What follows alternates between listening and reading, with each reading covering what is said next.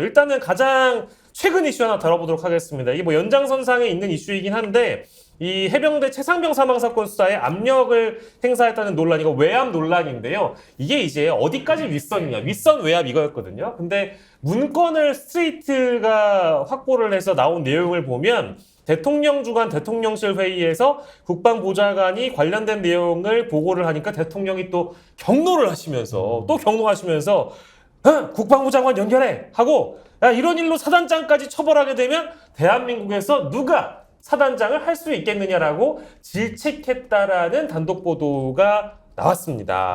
요게 사실이라는 전제에 저는 뭐 이게 아주 반헌법적인 일이라고 생각을 하는데, 자, 요 보도 어떻게 보셨는지 우리 시진규 변호사 가장 늦게 오셨으니까 가장 먼저 말씀해 주세요. 예, 근데 뭐 저게 이제 스트레이트에서 저도 어제 보도를 봤는데요. 아직 저 문건에 대해서 이제 출처가 좀 확인은 필요합니다만은 저게 이제 보도가 됐으니까 말씀을 드리자면은 그러면 사단장을 누가 할 수 있겠냐 이렇게까지 대통령이 말씀하셨다는 거 아닙니까? 경로를 그렇죠. 하면서. 근데 네.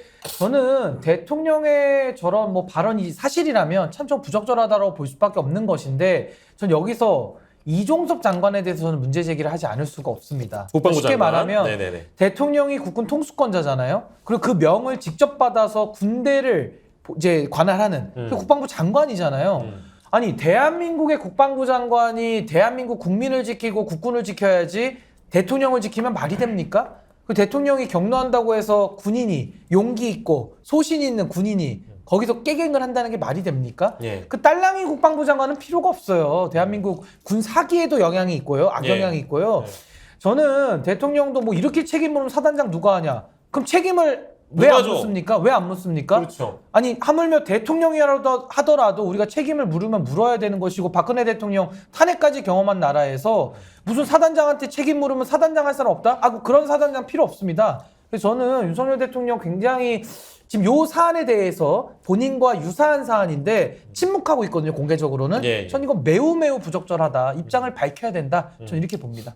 그때 7월 28일부터 31일까지 그 3일간의 아주 그 숨가쁜 과정 중에 뭐 오전에 있을 브리핑이 뒤집어지고 뭐 아무튼 여러 가지 일들이 있었는데, 요거는 윗선 외압 의혹 제기가 됐을 때부터 용산 대통령실이라고 다들 얘기는 나왔는데, 이게 설마 대통령의 어떤 언급이 있었다지 여기까지 생각 못했던 분들도 아마 있을 거거든요. 근데 요 보도 통해서 이게 대통령이 이렇게 얘기했으면 사실상 가이드라인인데. 그리고 요 하나만 네네, 얘기해. 이종섭 장관 저는 청문회 그 상임위에서 답변이 너무 부적절한 게, 아니 이거 사인 왜 했냐 이랬더니 확신이 없이 사인을 했대요. 그게 말이 됩니까? 그만둬 그냥. 그게 저는 아니 확신 없는 국방부 장관 필요 없고요. 자기가 사인했는데도 확신이 없어가지고 나중에 말 바꾸는 이런 령을 내리는 이런 국방부 장관은 정말 필요가 없습니다. 필요 없다. 그 말씀 꼭 드리고 싶었습니다. 그러니까 이 스트레이트에서 나오는 게 대통령이 그런데 이런 일로 사단장까지인데 이건 일반 사단장을 얘기하는 게 아니에요. 임성근 해병대 1사단장을 얘기하는 거예요. 그렇죠. 왜냐하면 작년에 이 임성근 해병대 1사단장 때문에 대통령이 엄청나게 코너에 몰렸는데 살아났어요. 언제였습니까 그게? 그 작년 수해 났을 때 장갑차 몰고 가서 언론에 막 보도가 되면서 해병대가 엄청나게 예를 들어 수해 복구에 도움을 줬구나라고 하는 것들이 언론에 도배질이 됐어요. 도배질이 되면서 소위 대통령 쭈그리고 앉아가지고 그 반지하방 쳐다보고 나면서 국민들한테 엄청난 비판을 받았잖아요. 근데 그게 싹 덮은 거예요. 그걸 기억하고 있죠. 일반 사단장이 아니라 그런 중대한 역할을 한 사단장이 올해도 마찬가지로, 그러니까 그 기억나세요? 카톡을 보내서 사진 찍어서 보내고 공보관에서 막 그 보도 자료 날리니까 그 공보관에 대해서 잘했어 공보 활동을. 그러니까 또 작년과 똑같은 방식으로 대통령에게 또 한 번의 신뢰를 받으려고 했던 측면들이 분명히 있었거든요. 근데 그게 안 된 거죠. 그러니 이런 일이 발생을 해서 최수근 상병이 소위 이 죽음을 당하게 된 상황이니까 이 부분과 관련해서 수사한 박정훈 수사단장의 수사가 올라가니까 이 사람을 살려야 되는 거예요. 그러니까 일반적인 사단장이 아니라 작년에 대통령이 궁지에 몰렸을 때 나를 살려준 제1사단장이 올해에 궁지에 몰렸으니 내가 살려주겠다라고 해석할 수밖에 없는 내용들이에요. 아무런 인연이 없었다고 얘기하면 대통령이 무슨 사단장 이렇게까지 고민했겠습니까? 저는 그런 측면에서 이건 확인은 안 됐습니다만 개연성은 명확하다라고 하는 것 하나하고, 또 하나는 이 문제가 대통령이 관련돼 있다고 얘기하면 제가 볼 때 내부 조사는 안 되는 거죠. 국정조사나 특검으로 가야 돼요. 근데 특검은 시간이 많이 걸리니까 국정조사를 빨리 해야 개최를 된다. 합의를 해서 예. 대통령이 개입돼 있다는 내용인데 대통령의 참모들이 예. 이걸 수사한다는 건 말이 안 되는 상황이잖아요. 저는 이제 중대한 고비길로 갔다라는 생각이 들고요. 만약에 이게 사실이라고 얘기하면 대통령이 법률 위반을 갖다가 공식적으로 얘기한 거예요. 그러니까 법을 위반하라고 대통령이 얘기한 거잖아요. 국회 문란이죠. 이거. 어떻게 다리 선장 법률가 있겠습니까? 일단은 민주당이나 야권에서 대통령을 직권남용으로 공수처에 고소해야 됩니다. 이게 정책 결정 과정이면요. 대통령의 통치행위 융통성이 될 수 있는데 형사법적인 수사 절차란 말이에요. 형사법적인 수사 절차가 대통령의 말에 의해서 바뀌었다. 이거는 법률적으로 직권남용에 해당되기 때문에 저는 야당에서 직권남용으로 걸어야 되고요. 그리고 이제 공수처 수사라는 것이 한계가 있다고 생각하기 때문에 김종국 박사님 이야기처럼 특검으로 가야 된다. 야당이 빨리 지금 움직여야 됩니다. 이제 팩트 체크 조금 해드리면 이제 이게 시점이 그 국방부 장관 이종섭 한때까지 모두 이제 심지어 대면 결제를 다 했어요. 대면 결제했어요. 그것도 모여서 했어요. 예. 그래서 옆에 국방부 대변인, 국방부 정책실장까지 잘했다. 예. 사단장 정도까지 처벌돼야지 국민들이 제대로 수사했다. 자기끼리 칭찬까지 했어요. 예. 수고했단 말까지 받고요. 그렇죠. 이 수사단이 굉장히 치밀하게 했다고 저는 봐요. 그 전에 해군 법무관한테도 다 여쭤보고 법무관리관한테도 예. 민간인들 판례까지 다 확인하고 예. 그다음에 이 결재까지 다 해병대 사령관, 국방장관 전부 다 철저히 받고 심지어 대면에서 보고하고 서면도 아니에요. 그래서 이제 그 다음날 법에 하면 지체 없이 통과이 됐어요. 기초수사만 끝나면요. 예. 그래서 8명 딱 특정하고 보고까지 됐으니 사실은 이첩 절차에서 장관 결재까지 받는 것은 좀 과도하다는 생각도 들 정도로 철저하게 한 거예요. 예. 어쨌든 그 주요 수사 결과니까 이첩이니까 예. 사실 수사단이 그냥 이첩이 될 것 같은데 법률 취지로는 예. 근데 장관 결재까지 다 받았다는 건 혹시라도 디탈이나 후안까지 모두 제거하고 깔끔하고 완벽하게 보낸 거거든요. 진짜 조언도 다 구하고. 예. 근데 7월 31일 날 대통령 주최에 대통령 수석 보좌관에서 국방보좌관이 이제 보고한 거예요.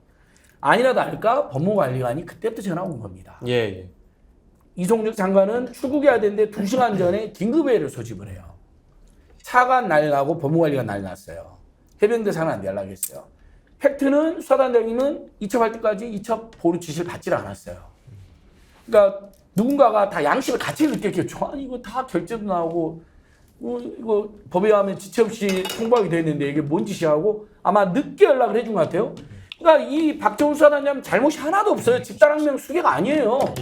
개인 항명도 아니요. 이첩 보류를 못 받았는데 유일하게 전화한 건 법무관리관이 전해가지고 누구 빼라 막 혐의 빼라 이런 거 아니에요.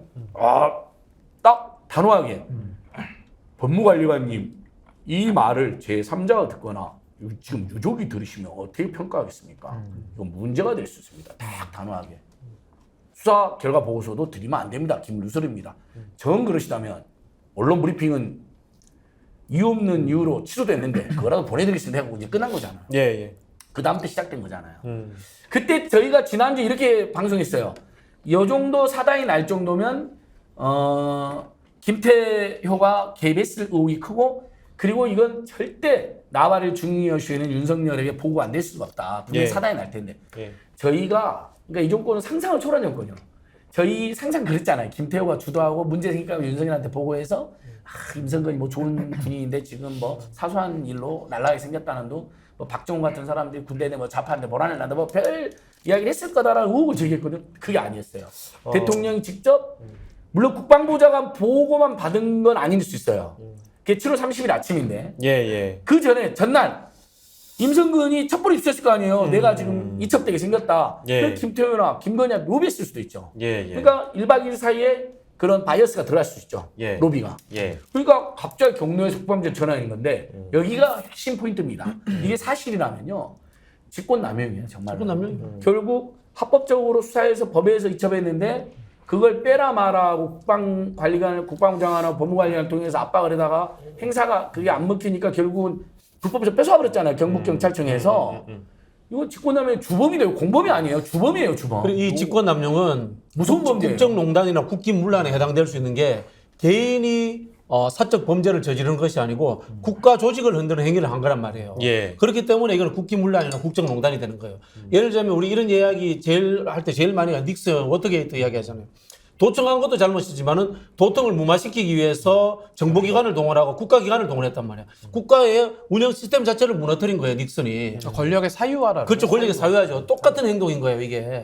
다만 조금 결이 다른 주장을 하시는 분이 있어서 결이 아주 다릅니다. 그러니까 우리가 얘기했던 용산 대통령실로부터 어떤 외압이 있었다라고 얘기하는 그 핵심 인물, 아까 이제 안진걸 소장님이 표현하신 김태호 이제 1차장 얘기를 하시는데, 제가 오늘 방송 전에 이제 부승찬 전 대변인이랑 잠깐 인터뷰할 시간이 있어서 얘기 나눠봤더니, 요 이제 국방부와 관련된 중심 이슈들 있잖아요. 최상병 사망 사건과 즉 이제 저희가 뒤에 얘기할 홍범도 장관 형상 이전이 관련된 이슈들은 아마 이 김태호 1차장이 이 관련돼 가지고 잘 모르기도 할 거고, 이거를 그렇게 직할해 가지고 지시하진 않았을 거다. 즉 아마 국가안보실 2차장이 예. 2차장 주도로 이제 군을 움직였을 가능성이, 국방부를 움직였을 가능성이 높다고 이제 부승찬 전 대변인 판단을 하시더라고요. 저는 그런 내용이 중요한 게 아니고요. 그러니까 MBC 스트레이트가 얘기한 것처럼 7월 31일 날 오전 11시에 비공개 수석 비서관회가 열린 건 사실이잖아요. 그렇죠. 전화를 했다는 팩트 거죠. 체크 됐어. 그거만 확인하면 되는 수해복구 거잖아요. 회의했어요. 네. 그다음에 회의 확인됐어요. 그다음에 11시에 회의가 있었고 12시에 언론 브리핑이 취소됐다는 거잖아요. 네. 1시간 만에. 그렇죠. 그다음에 한 시간만 2시 51분에 차관에게 재검토하라고 장관이 지시했다는 거잖아요.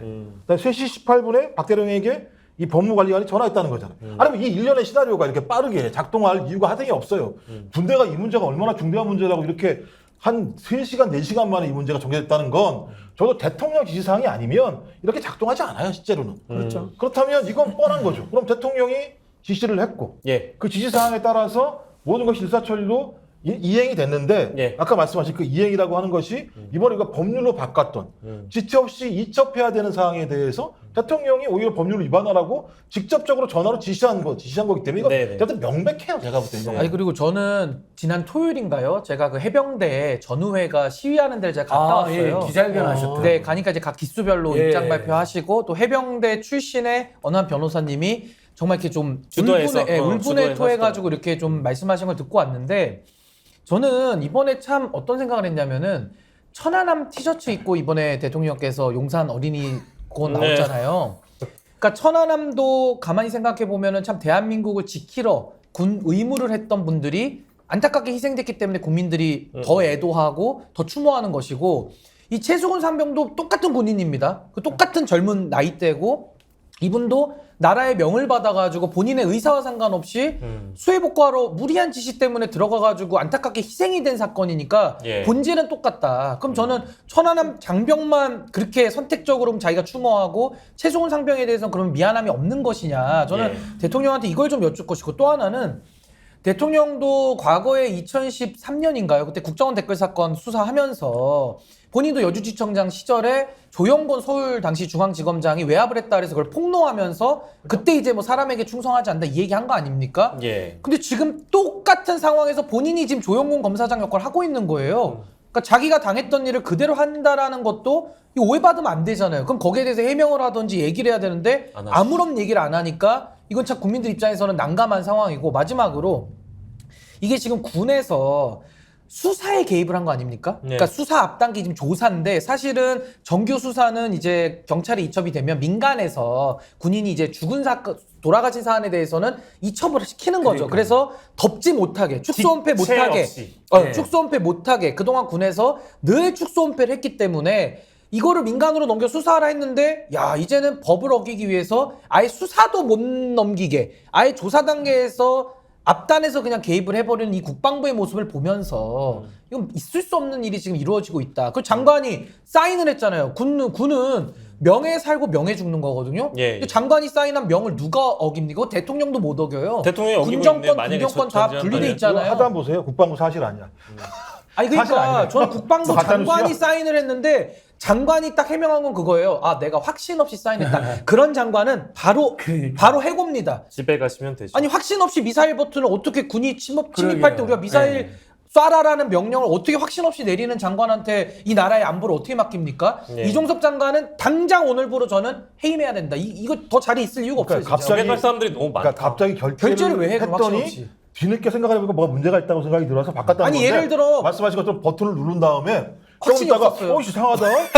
날아가는 아니 그러면 큰일 나는 거고요. 아니 그럼 큰일 나는 거고요. 우리가 보통 부동산 계약서 사인할 때도 사인하면 땡인데 갑자기 다음날 와가지고 제가요 어제 확신이 없이 사인했으니까 물러주세요. 누가 물러줍니까? 말이 안 되는 얘기를 하고 계약금 있거든요. 떼요. 아니 그러니까 말이 안 되는 최소 얘기를 하고 계약금 있는 거예요 떼게 돼 지금. 있어요. 이거는 이제 절차와 시스템 모든 있을 수 없는 것들을 일이에요, 다 뒤엎는 일이고 심지어 법적으로도 문제가 있다고 이제 다 모든 분들이 한 입으로서 모아 말씀해 주시는데 이제 이런 합리적인 비판과 상식적인 비판에 대해서 언급을 안 하잖아요. 그러니까 뭐라 가타부터 대통령께서 본인이 얘기를 안 하기 때문에 이거는 일단 문건의 출처도 우리가 언제 알 수 있을지 모르겠으면 그걸 떠나서 이 정도의 의혹이 나왔다면은 국방부가 아까 뭐라 그랬다고요?